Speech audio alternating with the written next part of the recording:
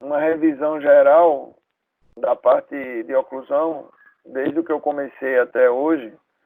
E então, a gente agora, a partir de agora, nós vamos entrar em casos clínicos, tá? Diagnóstico, e eu vou fazer um bate-bola com vocês, perguntando como vocês resolveriam o caso, por onde vocês começariam, tá? E eu sempre começo essa conversa falando de algum caso que eu vi que eu achei interessante. Então, tem uma moça que foi no consultório e a queixa dela é uma dor na planta do pé do lado esquerdo e na nuca. Na nuca e ali na sola do pé, no meio do pé lá, no lado esquerdo. E ela achava muito estranho, porque que não dói o pé direito, só o esquerdo, né? E aí, quando a gente avaliou, ela tinha facetas, uma senhora super vaidosa, né? Com facetas, aqueles dentes brancos enormes, né? Facetas bem adaptadas, mas, assim, bem volumosas. E quando ela abriu a boca, né, primeira pedido que a gente faz no diagnóstico do paciente é abra a boca toda, né? Lento, mas abra toda. E quando ela abriu a boca toda, eu percebi que havia um desvio em abertura e que depois voltava para o centro. E depois, no fechamento, também havia um desvio que voltava para o centro, mas eu observei que o canino esquerdo dela era totalmente desgastado e o canino direito intacto. E aí comecei a perceber que todos os dentes posteriores do lado esquerdo, os inferiores, tinham lesão de colo. Os pré-molares superiores e o primeiro molar também tinha lesão de colo. E que ela não tinha nenhuma lesão de colo no lado direito. E aí, o que foi que houve? O que é que vocês acham? Vamos começar a ensaiar como é que vai ser na semana que vem. O que é que vocês acham?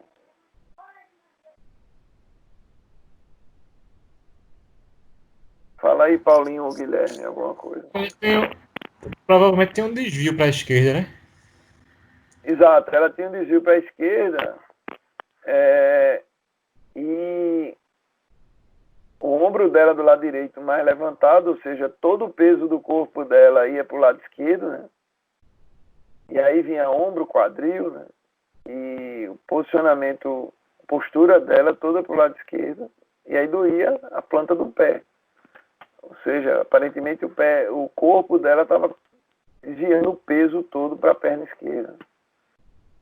Mas uma coisa bem interessante também é que ela tinha extração de pré-molares.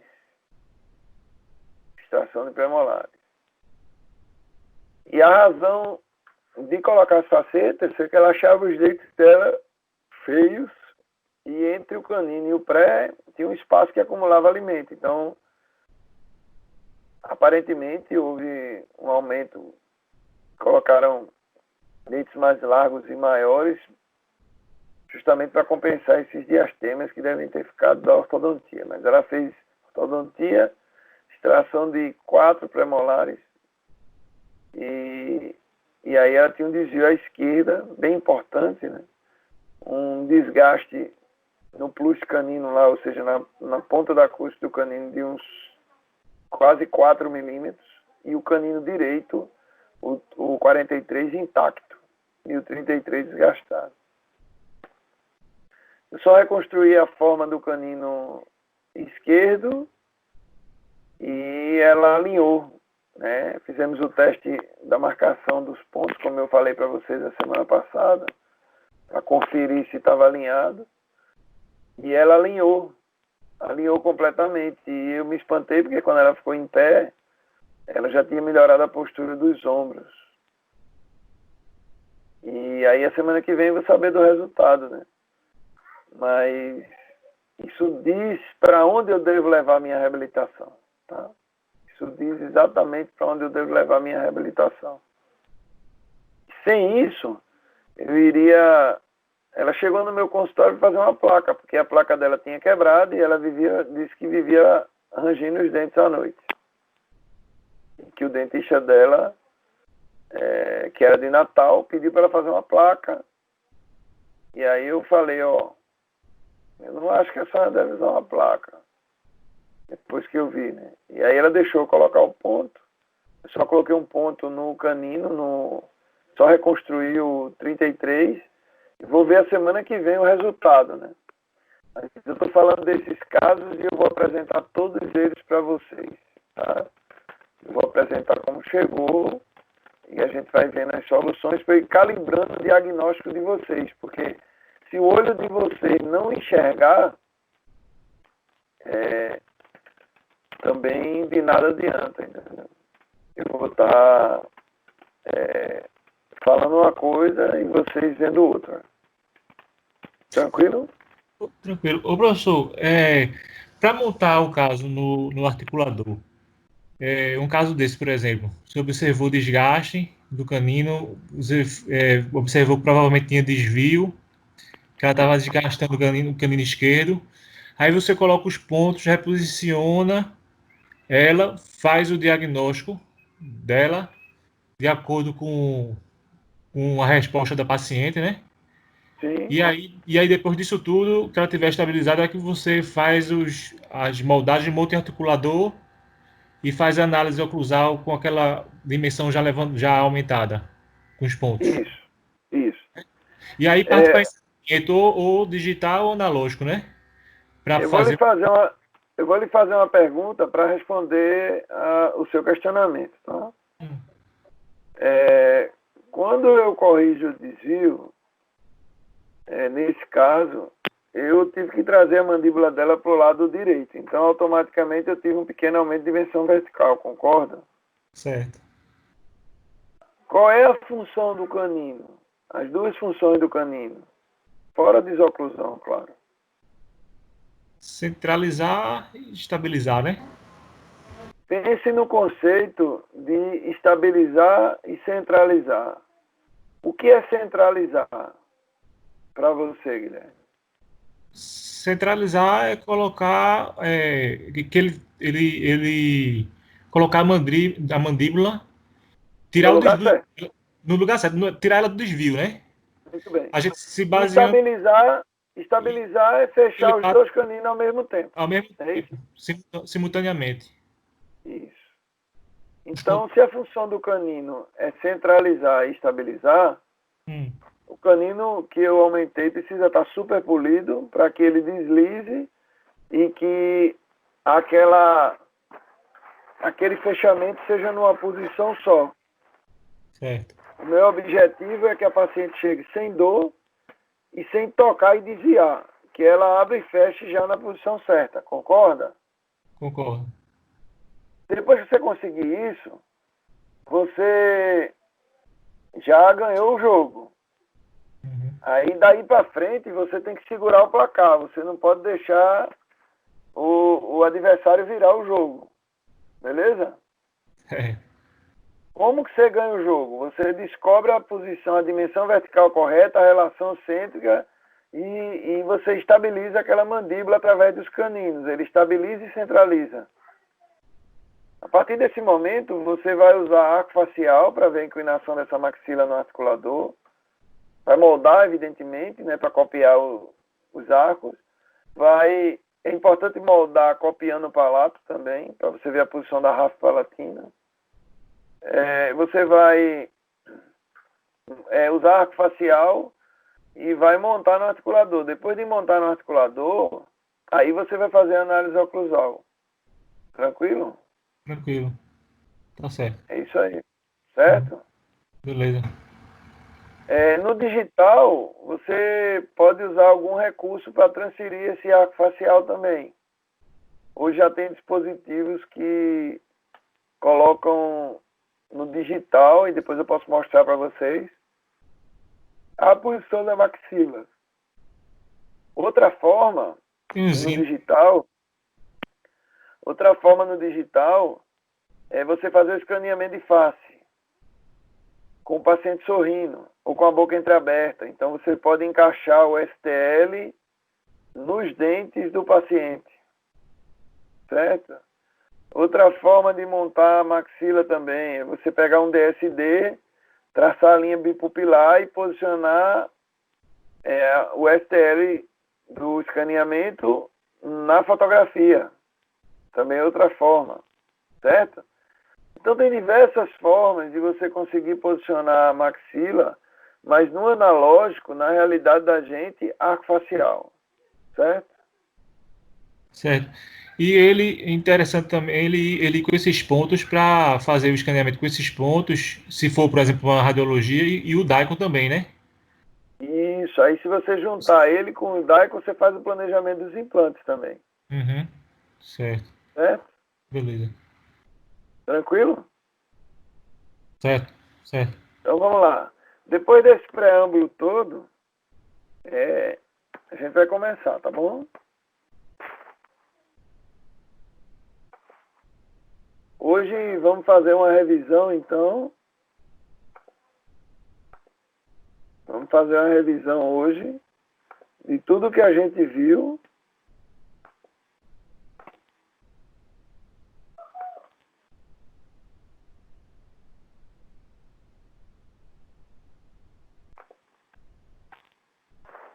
Todo mundo vê minha tela aí?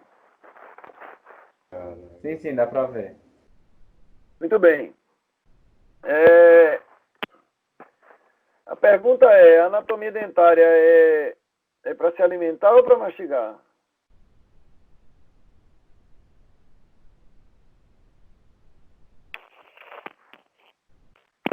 Mastigar. Mastigar, né? Contrário, um desdentado não se alimentava. Então, a gente precisa distinguir o que é se alimentar do que é mastigar. Mastigar é um processo e a gente nunca para, né? Eu me lembro que desde a faculdade eu nunca parei para pensar na importância de mastigar. E como funciona essa mastigação, né? Eu olhava dente, só dente. Mas como é que é o processo de mastigação? Eu vou perguntar para vocês muito hoje, porque eu preciso começar a ter certeza que vocês entenderam para a gente começar a aprofundar mais o assunto. Então, como que funciona o processo mastigatório? Por onde começa? Alguém pode me dar uma dica aí? O paciente vai morder uma maçã. Começa pela introdução do alimento na boca, né? A mordida, lacerar, apreender o alimento com os anteriores. Muito bem. E mais? Depois que aprendeu com os dentes anteriores, vai lacerar o alimento com os dentes, os anteriores médios, né? Que no caso são o canino. O premolar vai ajudar nisso também. E aí vai começar a trituração dos alimentos com os prés e molares. Então aí a minha língua empurra o alimento para a mesoclusal, a bochecha também. Depois de liberar o suco, vai estimulando a salivação. Essa saliva vai molhando o alimento e preparando ele para ser deglutido. E à medida que vai salivando, estimula a língua a se elevar até o palato e a deglutição. É isso que acontece? Exatamente. E o que mais que acontece na deglutição? Quando a gente mastiga, a gente toca dente ou não? Não. Então, se não toca dente, não dá para tocar mesmo, porque pode haver toques sutis, mas não é para tocar porque o alimento está entre os dentes, né? Agora, a pergunta é, na hora da deglutição, o que é que acontece com os dentes posteriores? Eles se tocam. Mas se tocam em que posição? Máxima intercuspidação ou relação cêntrica? Em máxima.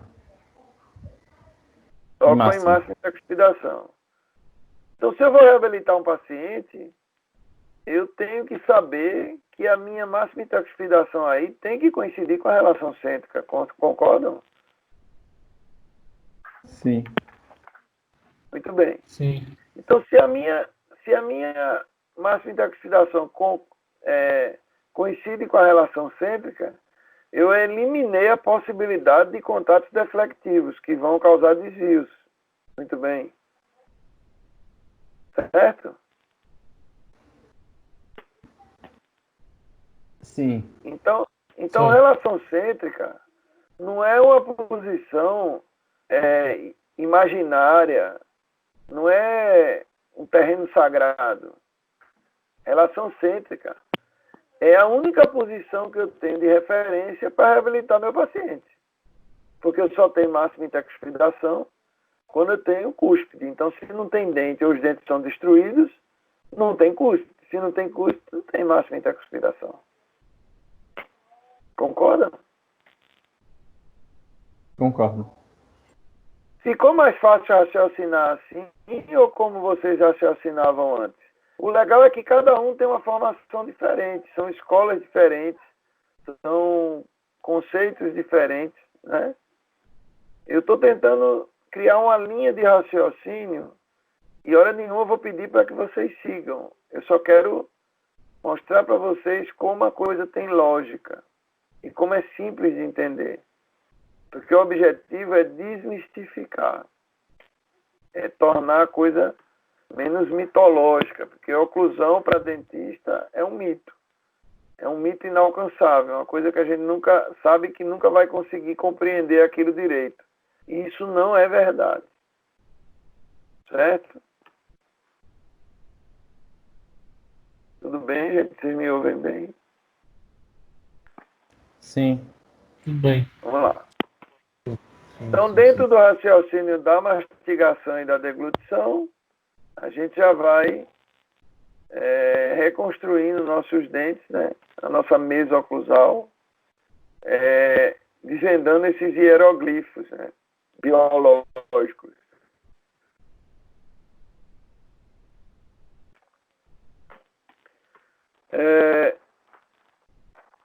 Novamente, né, os pacientes desdentados podem se alimentar, mas terão que ser reabilitados para mastigar com o máximo. Desdentados totais maxila e mandíbula, eles vão mastigar com a máxima eficiência mastigatória de 30% da máxima eficiência de uma dentição natural. Ou seja, uma dentadura super, assim, a melhor do mundo vai ter 30% de eficiência mastigatória. Certo?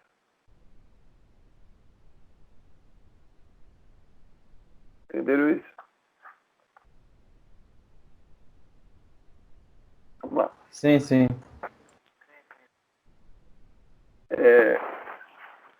Então,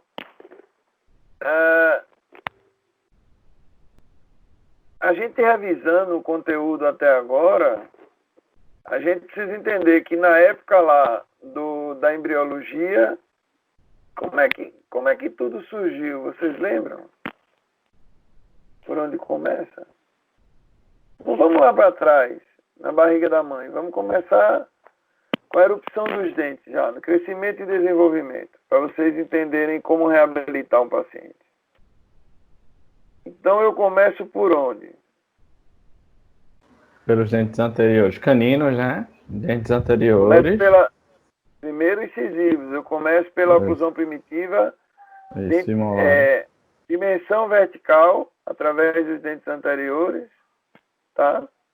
Depois, o que mais? Relação cêntrica, ATM. Então eu tenho ATM abrindo e fechando na mesma posição. Eu tenho dimensão vertical nos dentes anteriores e relação cêntrica nas articulações. Certo? Depois começa a vir dente, né? Erupcionar. Depois a própria natureza, ela vai criando facetas de desgaste nos dentes tecidos para estimular o osso a erupcionar o dente permanente. A natureza cria interferências oclusais até chegar numa oclusão balanceada bilateral na dentição mista.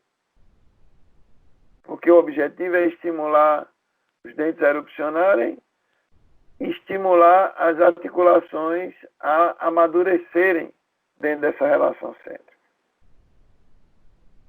Certo? Vocês lembram que no bebê é tudo plano, né? Vai e volta. Depois começa a surgir a eminência articular e eu começo a ter movimentos de rotação e translação do côndilo dentro da cavidade. E lá por volta dos 12 anos, coincidentemente com a erupção dos caninos permanentes, eu vou ter uma eminência articular totalmente formada e terei desoclusão. Desoclusão. Se tiverem dúvidas, me parem, tá bom? Certo? Certo. Então, a função aí do canino, ó, cortar, né? Então, dentes anteriores apreendem o alimento e o canino corta. E começa o processo de trituração até a microtrituração do alimento, que é o nosso objetivo. Mas acontece que há situações onde os incisivos não conseguem apreender o alimento. Classe 2, mordida profunda, classe 3, né? Aquele paciente que vai morder o sanduíche, a salsicha fica, né? E tem o que, se chover, ele morre afogado, né? Que é o classe 3, aquele da projeção prognata, né? Então, o prognato e o retrognato. Onde que eles aprendem o alimento? Canino e pré. Caninos. Caninos.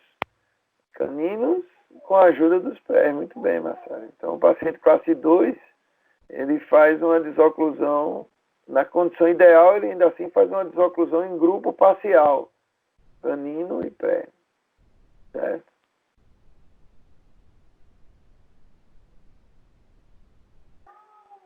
Então, como que funciona o processo mastigatório? Olha aí, olha essa animação. Certo? Olha essa animação. Bochecha e língua e o ciclo mastigatório. O alimento, ele vai sendo... olha aí, imita uma pá, né? O alimento, ele vai sendo microtriturado e jogado de volta na mesa, até que ele esteja no ponto ideal para ser deglutido.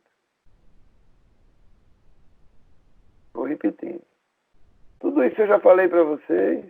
Olha como funciona o ciclo mastigatório. Certo? Já falei para vocês e vou repetir até que vocês não tenham dúvida nenhuma. Ô Fábio, e o eixo de rotação do dente, né, faz com que esse movimento ele seja num desenho de gota. Isso. Que o ideal é que ele esteja no movimento de gota, que é para poder fazer exatamente a ideia dessa pá, né? A bochecha e a língua fazer a ideia da pá e não daquele ciscador. A bochecha e a língua empurra e esse movimento de gota favorece com que haja esse trituramento. Exatamente. E olha essa frase. A oclusão não é para mastigar. E aí?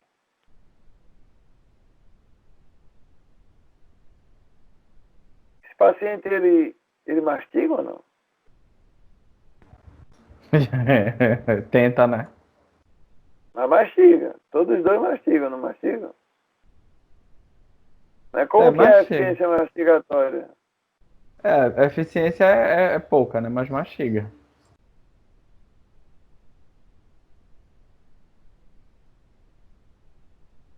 Então, como que funciona na dentição? Vamos lá, vamos revisar para chegar na reabilitação, que é onde a gente quer, né? Então, como que funciona na dentição primária?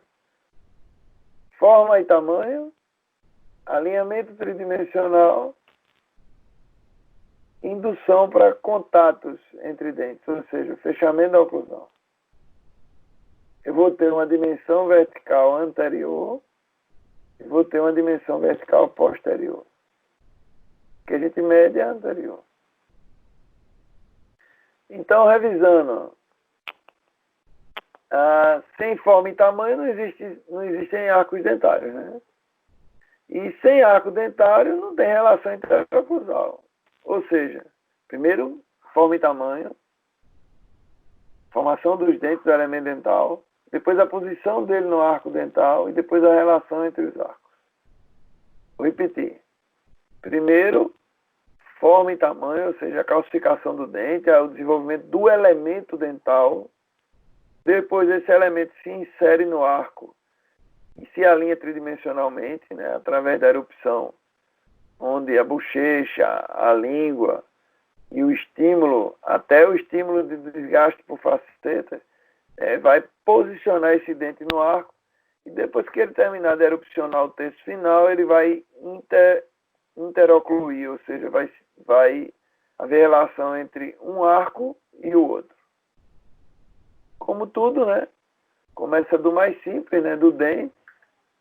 O conjunto de dentes é o arco dental e o conjunto dos arcos dentais é a boca. Tá? Vai do simples para o complexo. Entenderam isso aí, gente? Tá funcionando bem meu áudio? Sim.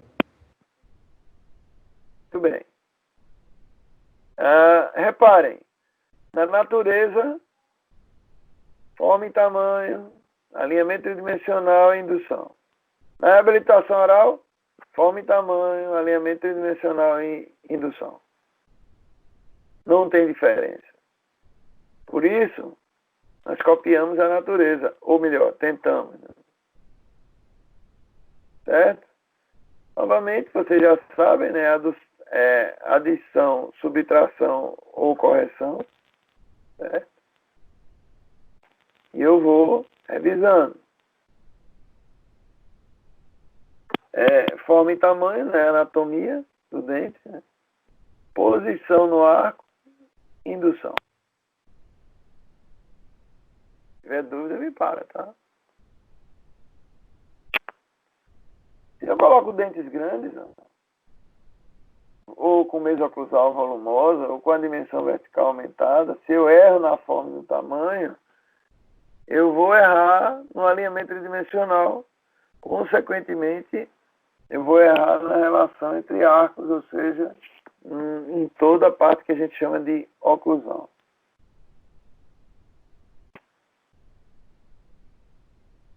Para eu iniciar a minha reabilitação, eu vou ter que primeiro determinar a forma e tamanho dos meus dentes. Então, se eu vou fazer uma dentadura, por exemplo, eu faço minhas linhas de referência para medir, para determinar o tamanho dos dentes, escolher o tamanho dos dentes para depois montar eles.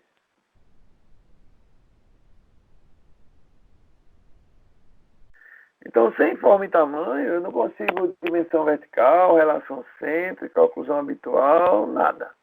Certo? Não dá nem para começar a reabilitar. Certo? Olha como acontece na embriologia, né? Olha como é que é o processo. Vamos revisar. Revisar tudo para vocês entenderem. E eu gosto, quando eu vou encerar os meus casos, eu gosto de fazer igual como a natureza, né?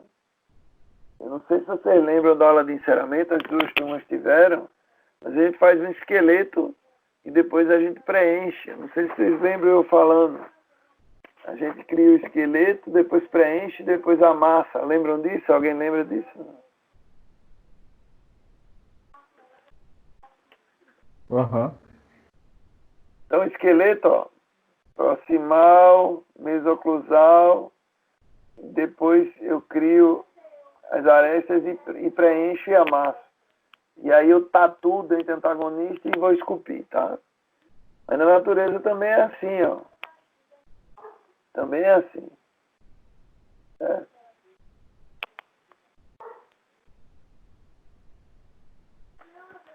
Então, primeiro se formam os rebordos, né? Igual como a gente quando insera, né? As elevações, os rebordos, depois o fechamento. Olha que vocês vão lembrar do enceramento, não é assim, ó?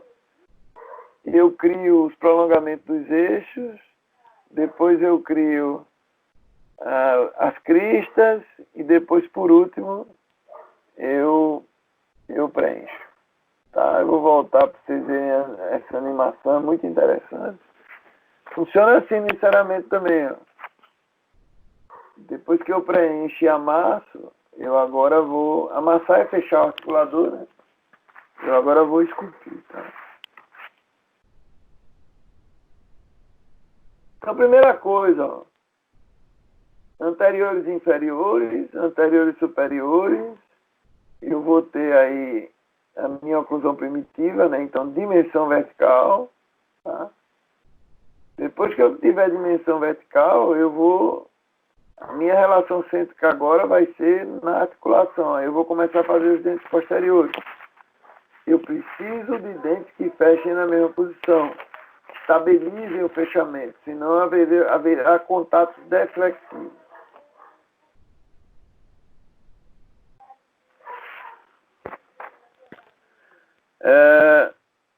Nesse momento não tem como ter deflexão, né? Então, ó, fecha numa posição só. Eu tenho relação cêntrica aqui e eu tenho dimensão vertical aqui. Certo? Até aí não tem canino ainda. Então eu começo o meu trabalho pelos anteriores e inferiores, depois anteriores e superiores. Daí eu já determinei minha dimensão vertical e minha guia dos caninos. Como a minha boca abre e fecha numa posição só, eu vou fazer o plano oclusal inferior e depois os posteriores e superiores.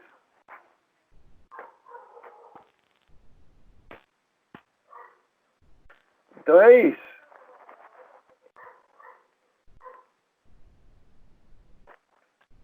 A pergunta é fazer para vocês, para ver se vocês estão aí mesmo. 3 milímetros aqui na frente é quanto aqui atrás? Em média. Como referência. 9. 3 milímetros aqui é 1 aqui atrás. A1. Ou seja, quanto mais distante, quanto mais posterior, por isso que os contatos deflectivos nos terceiros molares quando erupcionam dói tanto, né? Porque um toquezinho aqui abre bem muito lá na frente. Certo? Aí o que é que acontece normalmente? Toca aqui e joga a mandíbula para frente, destrói os dentes anteriores e tem dor, né? Normalmente tem dor. Certo?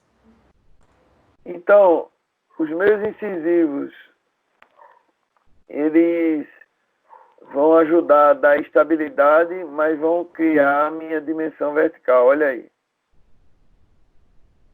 Cria dimensão. Não dá para morder em várias posições. Fechou, é uma posição só. Então eu terei dimensão vertical aqui e relação cêntrica aqui. Olha ela aqui, apareceu.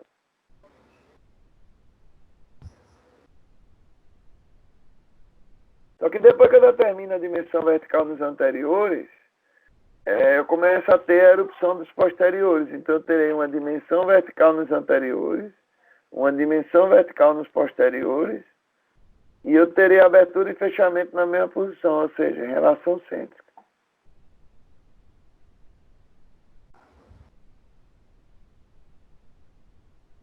Certo? Entenderam isso? Não? Sim, sim.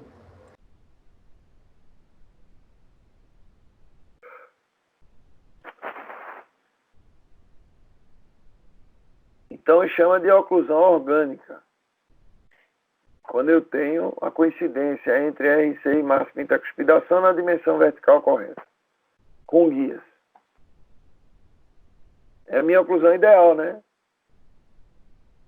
A dimensão vertical, relação cêntrica, contatos bilaterais estáveis e simultâneos e guia anterior.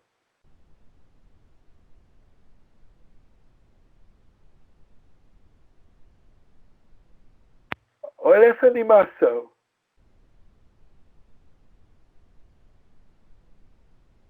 Olha aí. Percebe que há um toque e um desvio, né?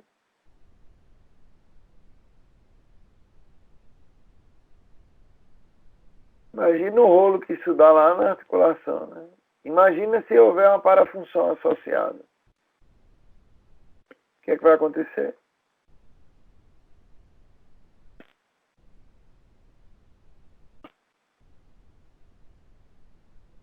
Se houver uma parafunção associada, o que é que vai acontecer?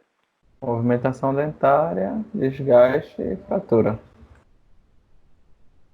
Pode acontecer desgaste, pode acontecer fratura, pode acontecer questões musculares, principalmente no começo, né? Travar tudo, doer, certo?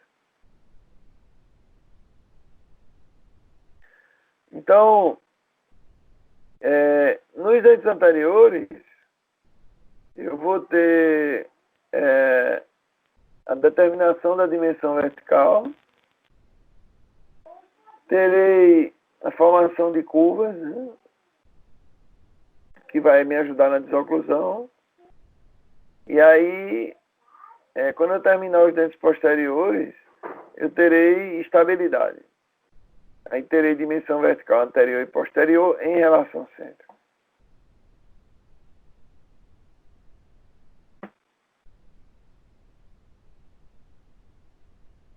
E aí, se eu tiver planos oclusais diferentes num lado e no outro, qual é o problema que pode acontecer? O que é que vocês me dizem? Se eu tiver plano oclusal mais acentuado de um lado e mais plano do outro, o que é que pode acontecer?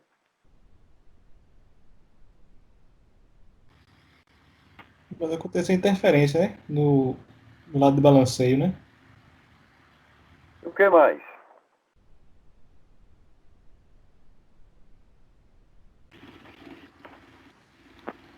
O que mais? Sim. O que mais? Morder a língua ou a bochecha, Sim, sim. Certo. certo?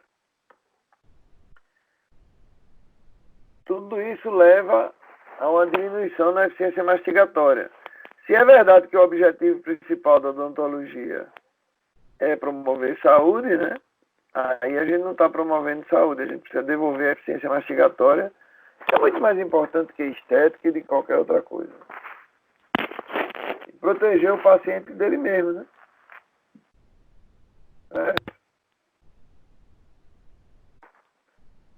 Então, sempre as articulações devem ser protegidas, né? E no final da minha reabilitação, quando o paciente faz desoclusão, eu tenho que ter espaço uniforme de um lado e do outro, e não planos diferentes. Certo?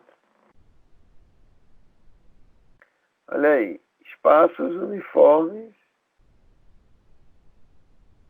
numa imagem e função em grupo na outra.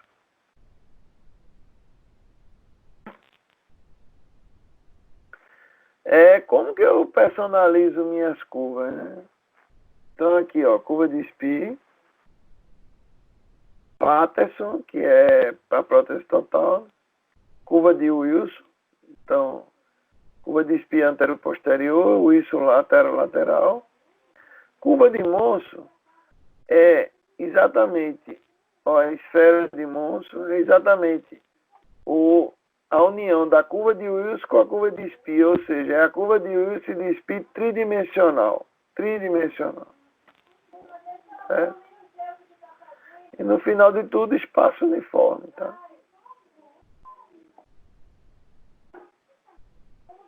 Certo? Então tem esses fenômenos aí, só para revisar, né? Certo? E para revisar, o que é que acontece quando eu tenho o lado de trabalho funcionando. Meu côndilo ele fica estabilizado e movimenta sem sair do canto, né? Sem sair do ponto de apoio no teto da cavidade. E no lado de não trabalho, no lado de balanceio, o que é que acontece? Qual é o movimento do meu côndilo no lado de balanceio? Vai para frente, para o meio, né? E para baixo. Para frente, para medial e para baixo. Abaixo. Isso diminui a pressão intraarticular. Então, se eu tiver uma interferência oclusal nesse lado aqui, ele pode estimular o pterigoideu lateral superior a puxar o disco e eu vou ter uma falta de sincronia do disco com o côndilo pela diminuição da pressão intraarticular. Desoclusão pelo canino eu não preciso falar, né? Ela é imprescindível para que eu não tenha interferência. Então, aí tem 3 princípios da fisiologia oclusal, né? Axialidade, né? Ou seja, a força deve ser direcionada no longo eixo do dente, com exceção dos dentes anteriores. Estabilidade e sem interferência. Eu estou repetindo conceitos que vocês já viram, tá? A organização dos dentes temporários é igual ao do permanente, então os caninos são convergentes, né? Eu tenho aí vários músculos que trabalham na expressão facial, que são influenciados pela oclusão também, certo? Os caninos, eles se direcionam para mesial e para dentro da boca para gerar desoclusão. Então, só revisando a função aí do canino, né? Precisa tocar os dois ao mesmo tempo. Se vocês verem um canino inferior desgastado e outro inteiro, ou espaço entre dentes, sinal que o canino não está fazendo o papel dele, que é estabilizar e centralizar. Então, ó, centraliza, desoclui, desprograma. Tudo bem, gente? Sim. Certo? Então, nos dentes temporários, qual é o último dente que cai, que se desgasta? Segundo molares. Enquanto está erupcionando o primeiro molar permanente, o segundo molar está segurando a onda. Certo?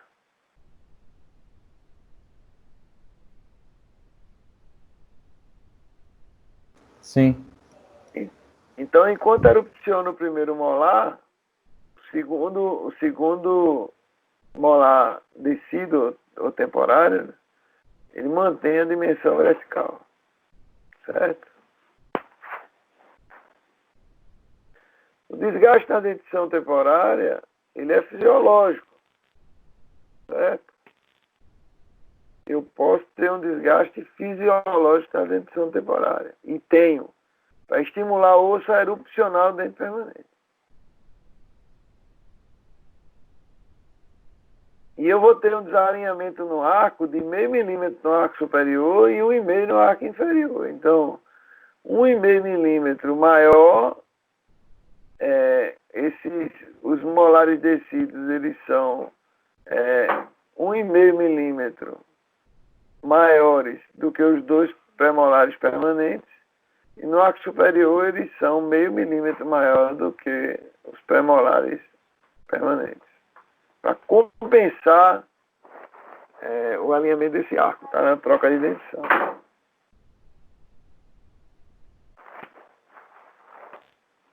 Então, quando o molar permanente erupciona, ele não só mantém a dimensão, como ele também ajuda no processo de desoclusão. Então, a cúspide vestibular do primeiro molar superior, ela é mais erupcionada e ela passa coincidindo com o sulco distal do primeiro molar inferior.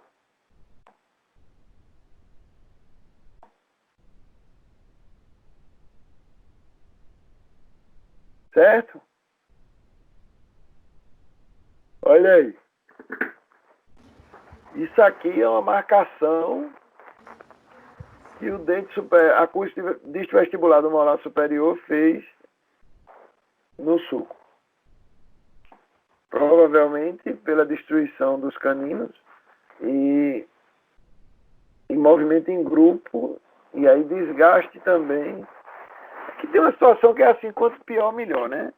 O cara se alimenta mal, dorme mal. Depois se alimenta mal, aí começa a ter refluxo e bruxismo, pronto. Aí o ácido do estômago amolece o esmalte do dente e o bruxismo acaba de destruir. Receita de insucesso. Olha aí, uma discrepância de 1,5 com a erupção do dente permanente. Eu tenho o fechamento do diastema. Estão entendendo isso aí, gente? Sim, sim. E observem que a resultante da força é sempre anterior, né? Ó, a resultante da força é sempre para anterior.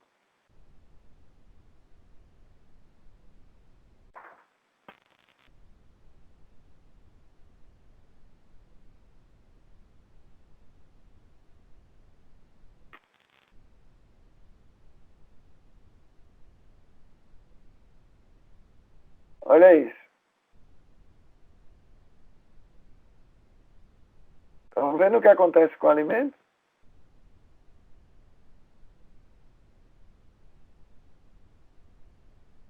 E como que eu sei se vou reabilitar ponta de custo em fundo de fossa ou ponta de custo em rebordo?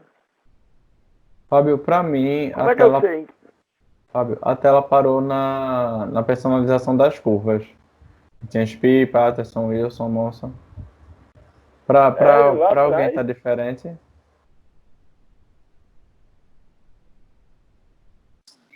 A minha continuou. Tá, então eu Aqui tá vou. Tá normal. ok. Deixa eu trocar aqui a tela para ver se é isso. Se é saída do Fábio. Tá, pode continuar, Fábio. Qualquer coisa eu saio e entro de novo. Obrigado. Beleza. Então, como é que eu sei se eu vou fazer a relação ponta de custo e fundo de fossa ou se eu vou fazer ponta de custo de rebordo? Como é que eu sei? O que é que você me Se o diz? paciente for classe 2 ou classe 1, Se for classe 1 é ponta de custo e fundo de ponta de fossa. custo de fundo de fossa. Se for anteriorizado no caso de prognata ou aí falando um pouquinho sobre determinante de morfologia oclusal, sem anatomia oclusal, eu não terei eficiência mastigatória, porque eu vou mastigar muito para conseguir transformar aquele pedaço grande de alimento num pedaço menor. Certo? O ideal é que eu tente fazer o máximo de tripoidismo possível, né? Porque o alimento escorre por aqui, por aqui, por aqui. E aí eu consigo triturar esse alimento de maneira melhor. Ô, Fábio, Oi? você repete só, por favor. Classe 1, dente a dois Classe 1, dentes. ponta de custo e fundo de fossa. Classe 2 e 3, dente a dente, ponta de cúspide. Rebordo. Ó. Ok. Certo? Então, na verdade, Paulo, Certo. classe 2 ou 3 é dente e dois dentes. E classe 1, dente a dente.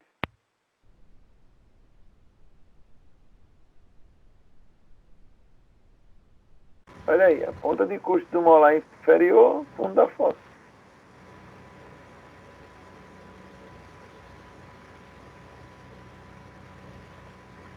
Qual a importância desses sucos? Para que tanto suco? Para escoar os alimentos. Para que o alimento quebrado escoe pelos sucos e vá sendo direcionado para a deglutição. Certo?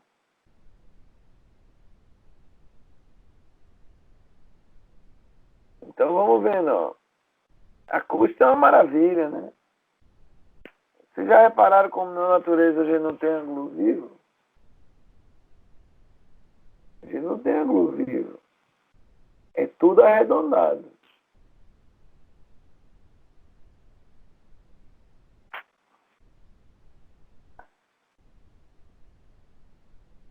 Outra coisa interessante de ver é a questão do ponto de contato. Cuidado. O que mais tira paciente do consultório é ponto de contato aberto e sensibilidade, né?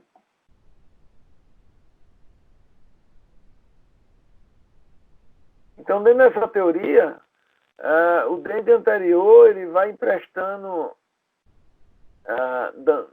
ao dente posterior até você conseguir entender como que essa função é de completar, né? Então, assim, o pré-molar faz o papel dele, mas a mesial do primeiro molar faz meio que um papel de pré-molar, uma transição suave, para que a gente consiga entender melhor entre um dente e outro.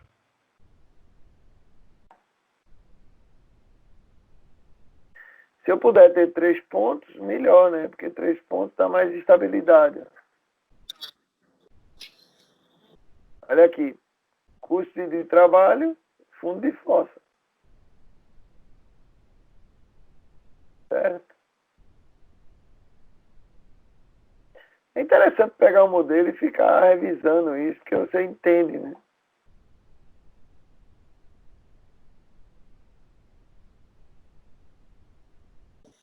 Ô, Certo? Fábio, tu falasse que o molar descido ele era o inferior a 1,5 milímetro maior, é isso para compensar o quê? O tamanho do permanente, é isso? Isso, Ou 1,5 o milímetro? arco é 1,5 milímetro maior, porque quando há O erupção arco. do dente permanente, esse dente permanente mesializa até encostar no ponto de contato.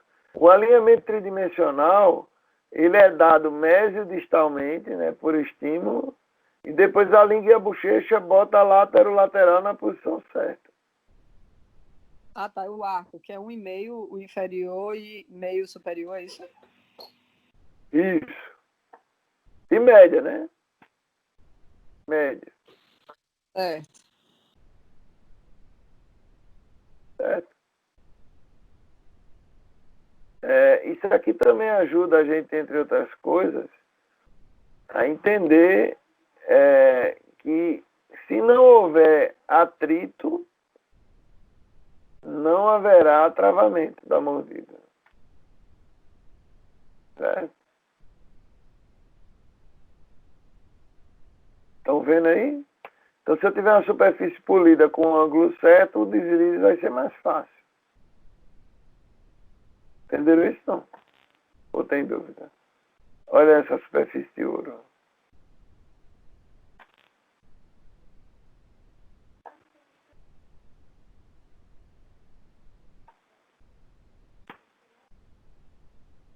A gente precisa entender, ó. A gente está conseguindo ver aqui, ó. Lado de trabalho, lado de não trabalho. Mas quando a gente olha para o dente encerado, a gente muitas vezes não consegue ver muito isso não, entendeu? A gente precisa saber que o alimento é levado para o lado de trabalho para custo de trabalho e para o lado de não trabalho para custo de não trabalho, claro. Mas a importância da custo de não trabalho em manter esse alimento na mesoclusal e da custo de trabalho em triturar ele em partículas menores é a mesma.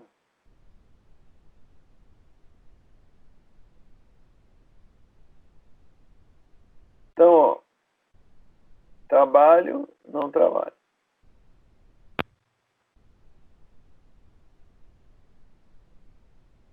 Revisando a questão da função das fossas, né? A gente precisa olhar para os dentes anteriores separadamente dos dentes posteriores.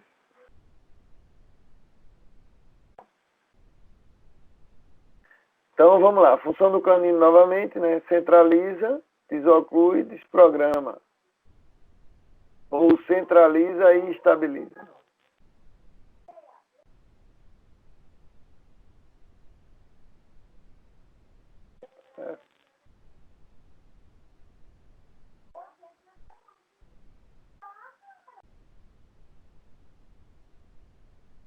conseguindo ver aí, gente? Sim. Então, a tentativa de copiar o movimento aqui, ó, com a caneta, né, como se a minha mão fosse ligada à mandíbula do paciente e estivesse construindo essa trajetória. Mas para que eu estudar isso? Porque eu só vou saber onde vão sair os sulcos e o movimento quando eu fizer a anatomia do dente de acordo com essa função. Isso vocês vão aprender também.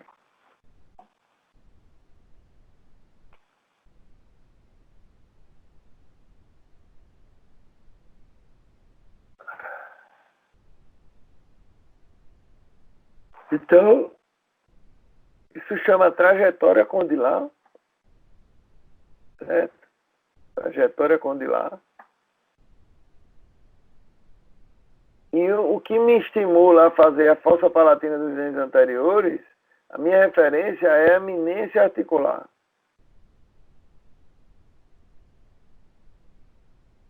Então, ó, protusível, lado de trabalho, lado de não trabalho. Olha como me ajuda. Aqui eu sei que passa um sulco, aqui eu sei que passa outro. Ou seja, se passa um sulco aqui é porque a ponta de custo da fossa, da custo do inferior passa. Toda vez que eu tenho uma bossa, eu tenho uma fossa. Ou seja, uma ponta de custo vai coincidir com o sulco lateral para ajudar na trituração do alimento. Estão entendendo o que eu estou falando aí? Sim. Estão me ouvindo? Tudo bem. Então, setor 1, anteriores inferiores, setor 2, anteriores superiores, setor 3, plano oclusal, setor 4, posteriores superiores.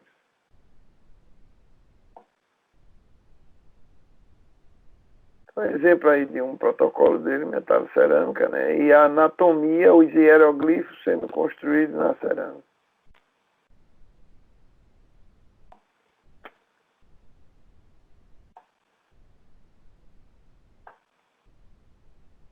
Certo?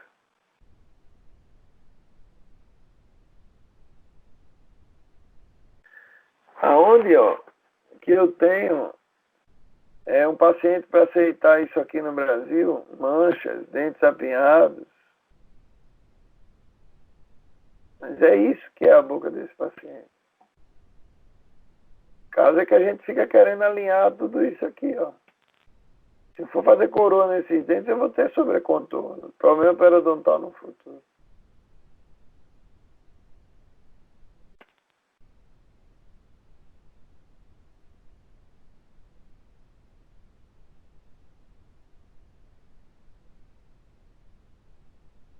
E o objetivo final é esse, ó. Observe que a gente tem, ó, aberturas diferentes de ameia, né? A importância do tubercle carabelli, muita gente fala que é frescura, é produzir o tubercle carabelli, mas não é, porque olha como a mesa oclusal é nivelada, né? E ele funciona como a quinta cúspide, né?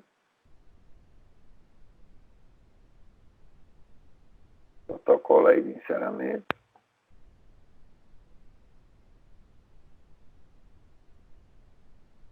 Certo? Estabilidade da oclusal. Toca numa posição só.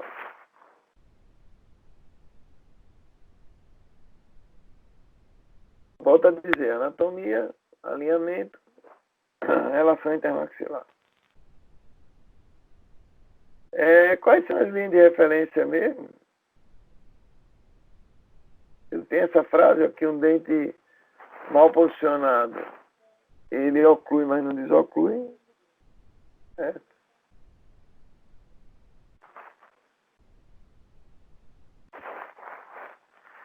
Pode fazer qualquer coisa, né? O paciente pode fechar e se engrenar lá, mas se ele vai fazer qualquer movimento discursivo, ele vai ter algum tipo de interferência oclusal. Então, na hora de reabilitar, setor 1, setor 2 anteriores, tá? É isso. Olha aí. Que tal?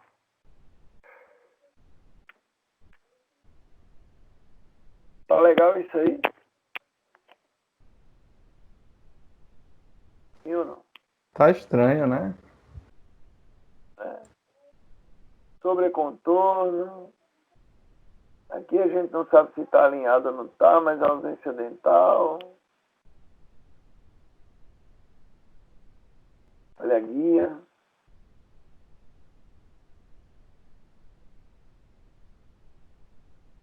Corrigir o posicionamento na época, então, núcleos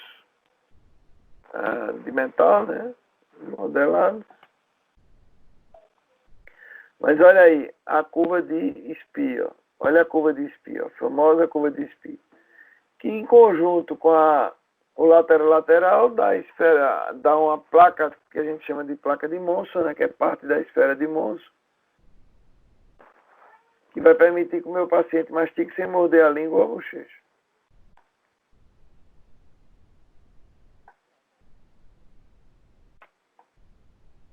Olha aí.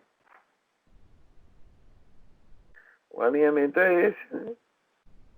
Muitos casos a gente pega que a ponta da cuspide distal do molar segue o mesmo plano. Olha aí a curva de Wilson. Lateral. Também há de se ter muito cuidado com a curva de Wilson.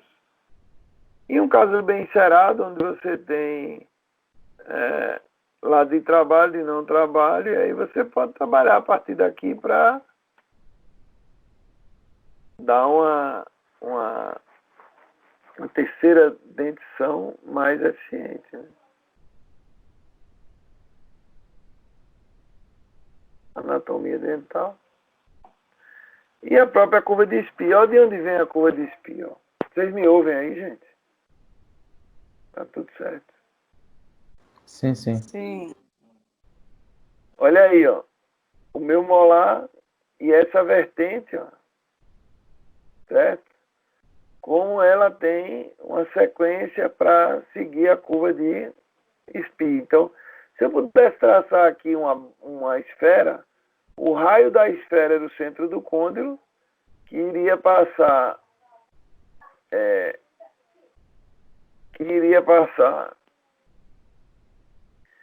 se eu pegasse essa esfera de 4 polegadas e colocasse ela em cima dos dentes, eu determinaria, esse lado dessa esfera determinaria a minha curva de Spee. Certo? Então, essa eminência articular aqui, no mínimo de angulação que ela tem que ter, é a mesma da palatina dos dentes anteriores, senão não haverá desoclusão, né?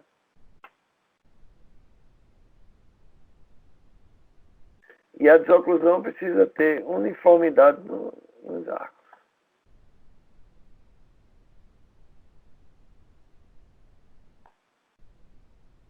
Olha a relação entre anatomia dental e forma do côndilo.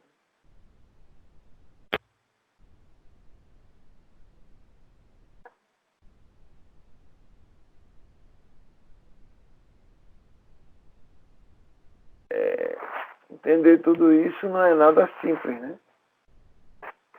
Nada simples.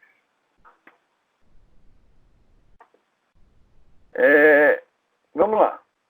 Então a gente voltou para a parte de revisão e eu queria escutar de vocês o que é que vocês têm para me perguntar hoje. Vocês começaram a trabalhar, como é que está o consultório de vocês com relação aos pacientes de equilíbrio postural e oclusal? Alguma novidade? Eu vi Paulinho falando lá no grupo, botando no áudio da paciente, né? Já começou a ver resultado. Eu sei que alguns colegas comentam diretamente comigo, mas o que é que vocês têm para me dizer? Cara, eu peguei um caso bem interessante, eu botei no grupo, não sei se você ouviu o áudio. Eu ouvi o áudio da paciente. Assim, foi pura falta de opção. Acho que a paciente só veio por falta de opção. Não aguentava mais. A queixa da mãe foi diferente da filha. A mãe disse, eu não aguento mais, essa menina está muito magra, não come nada.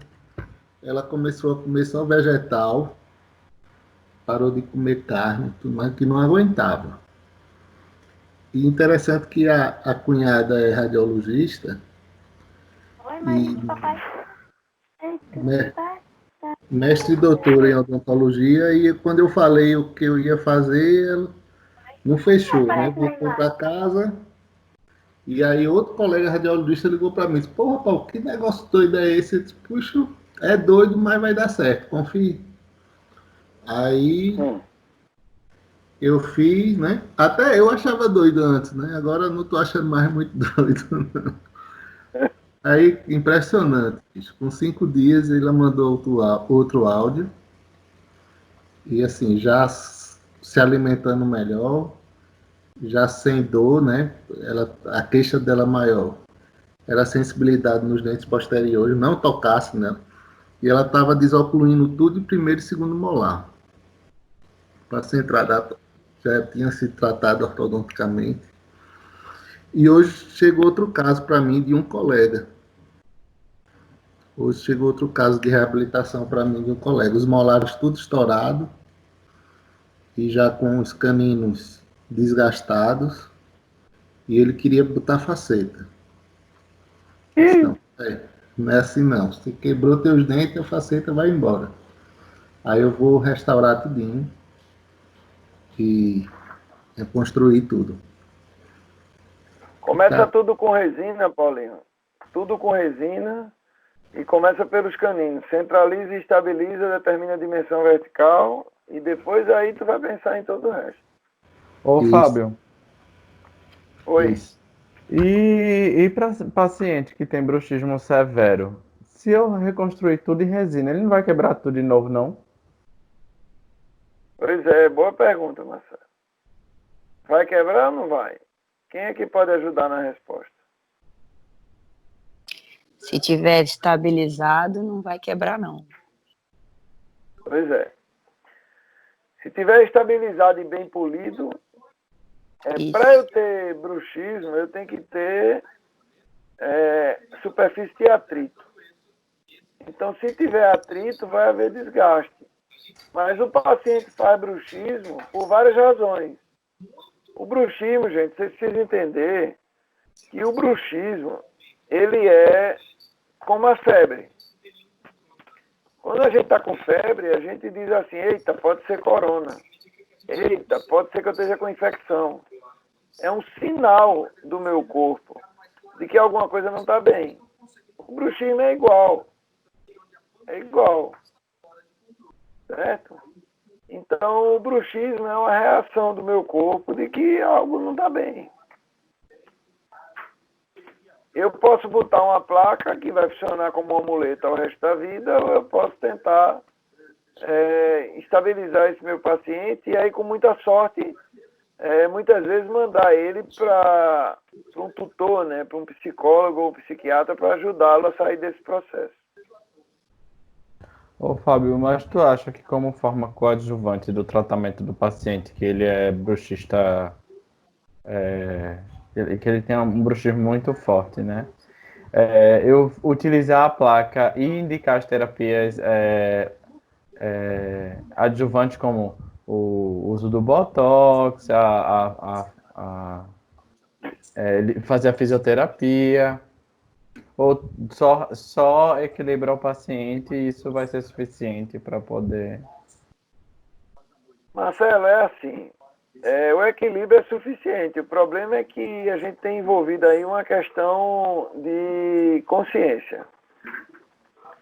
Se o paciente tem consciência de que o bruxismo é um sinal de que algo está errado com ele, e normalmente, se é bruxismo do sono, o problema está no sono, né, de má qualidade, um sono superficial, que compromete toda a qualidade de vida dele.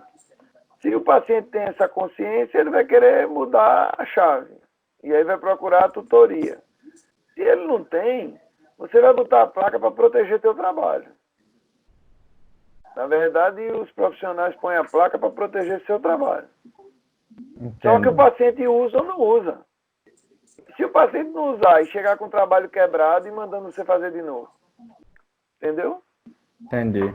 Até a abordagem do equilíbrio, ela é mais honesta e mais segura pra gente do que a da placa.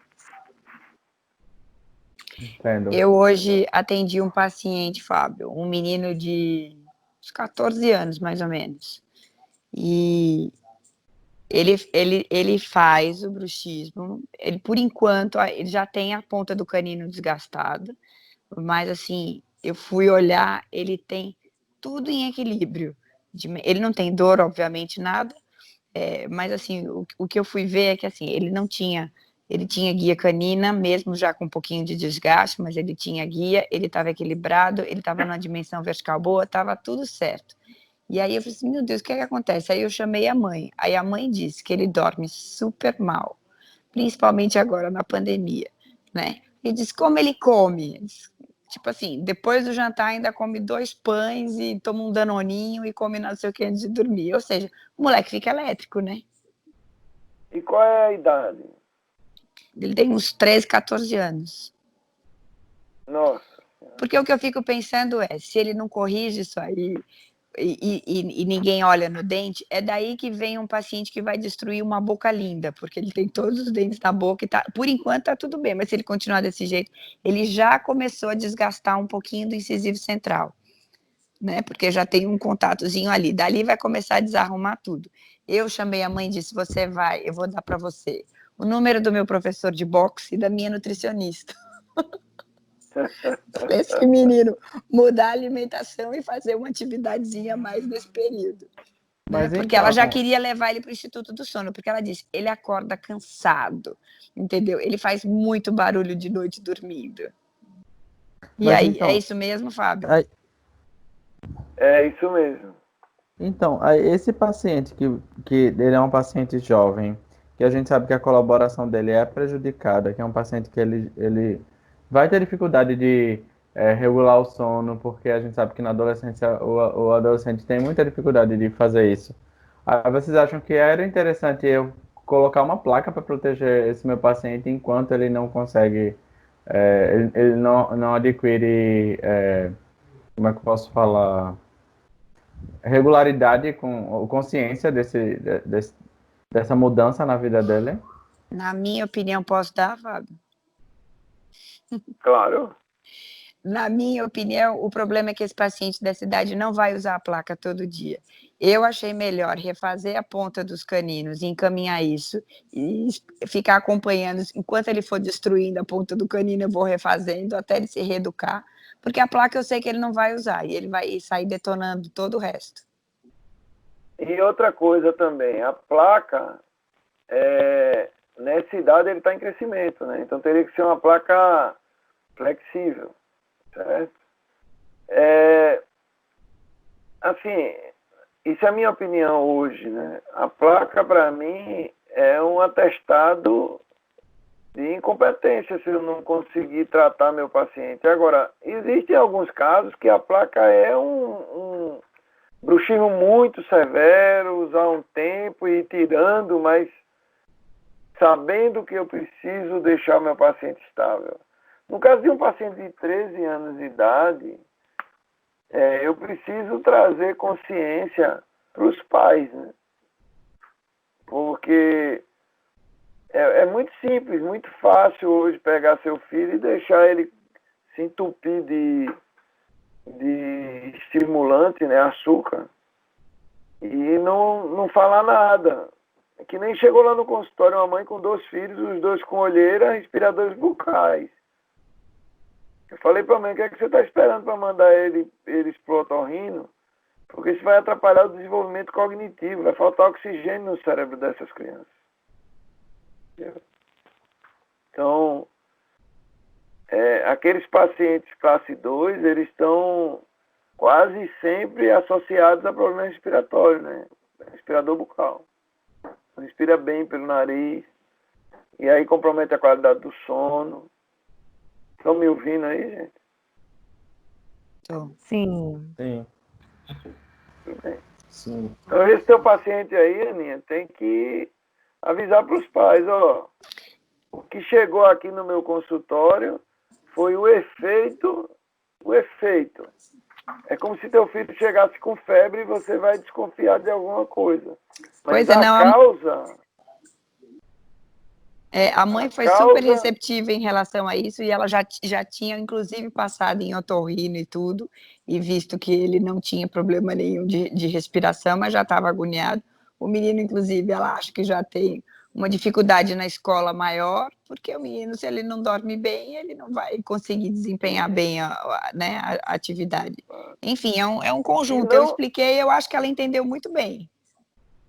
E não vai aprender, porque ele vai chegar irritado, com sono. E isso vai... E como ele não tem sono profundo, e nessa idade, então, isso é muito complexo, né? Se ele não tem sono profundo, ele não vai se desenvolver cognitivamente bem. Ou seja, o que a gente chamava na minha época no bullying de burrinho, né? Vai ficar burrinho, né? Vai ficar burrinho porque fisiologicamente ele não está se desenvolvendo. Agora chega no consultório do dentista. Eu expliquei para ela o que isso é uma bola de neve, né? Pensa que é uma besteirinha de agora, ou está preocupada com o peso que ele pode ganhar e tudo, e na verdade o mais importante não é isso, e vai desarrumar uma vida toda, né? Quanto pior, melhor. Infelizmente. Dúvida, gente? Experiências? Me digam aí.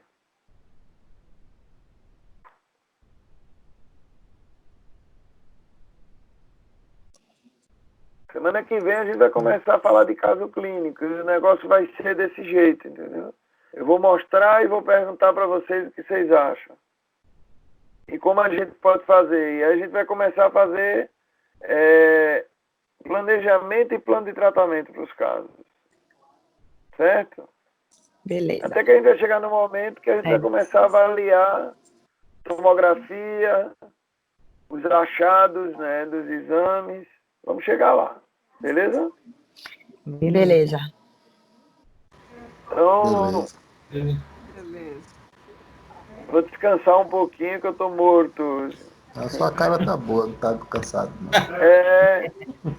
Eu voltei a chegar para montar de 5 horas da manhã, então uma hora dessa eu tô só o sobrevivente. Boa noite para todos.